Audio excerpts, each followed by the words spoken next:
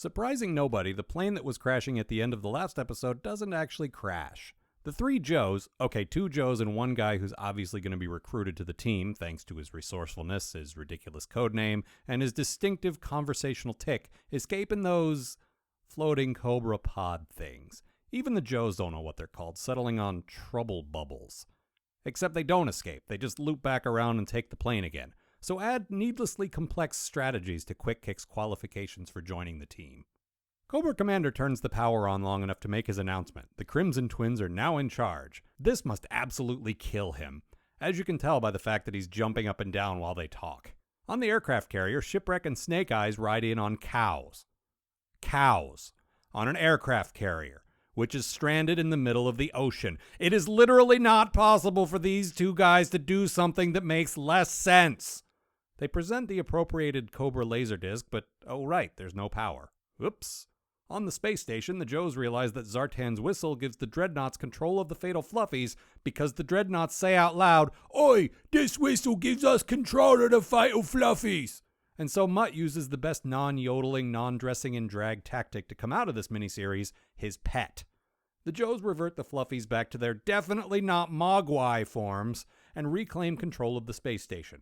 And then they deactivate the Pyramid of Darkness, which seems like it should be the end, but we still have 15 minutes left.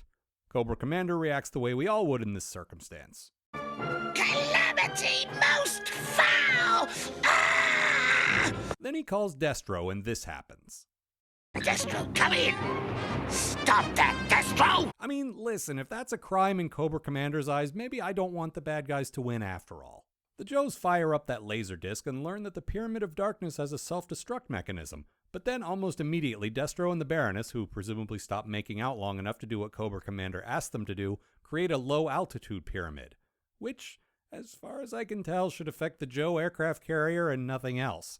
But no, somehow this just resumes the same function that the original giant pyramid did, which sort of makes you wonder why they went to all that trouble setting up cubes across the planet when you can just climb up on a high rock and get the same effect. Alpine, Bazooka, and Quick Kick plummet toward the ground, but this didn't happen last time, so I'm not sure why they think they're going to trick me into thinking it's going to happen now. They make a crash entrance on the aircraft carrier, then exchange terrible puns. Sorry to drop it unannounced, but we just happened to fall by the neighborhood. Well, don't keep us in suspense, Alpine. Why'd you treat us to this open house? Yeah, Shipwreck, listen, you're a funny guy, but I like your surrealist show up on a boat riding a cow or your perform a completely unnecessary musical number material better. Then Quick Kick, eventually after some exhausting vaudeville shtick, reveals that he knows where the Cobra Temple is. So the Joes invade the secret headquarters, which are hidden behind a waterfall because presumably Cobra Commander thinks that nobody's ever played an adventure game before. A giant battle ensues, and Cobra brings out something called the Cobra Dragon, which induces heat stroke. Alpine defeats the dragon with his time-tested tactic of yodeling.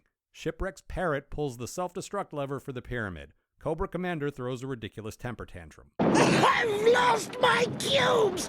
My wonderful cubes! All gone!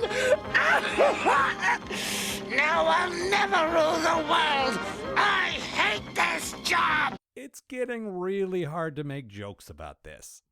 The Crimson Twins activate some kind of giant rocket ship, which is apparently an ultimate weapon. Then, with absolutely no explanation, Satin shows up again because this didn't feel enough like a fever dream yet. Then the Joes shoot down the rocket. In the victory celebration, Satin kisses Shipwreck and his parrot angles for a threesome, but is also shot down. And then the Cobras put on ridiculous disguises and ride the subway, because honestly, this story couldn't have any other ending, right?